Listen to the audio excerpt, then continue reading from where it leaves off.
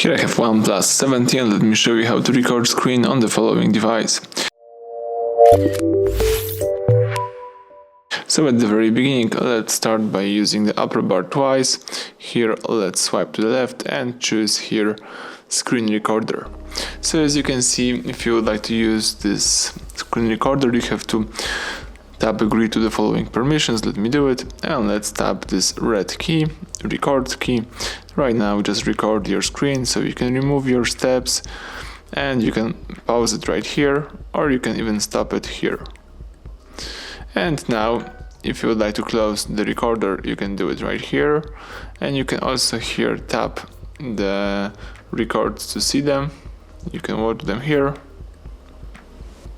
You can also find the records on your gallery. Let's tap gallery, tap collections, choose screen recorder, and here you've got your records.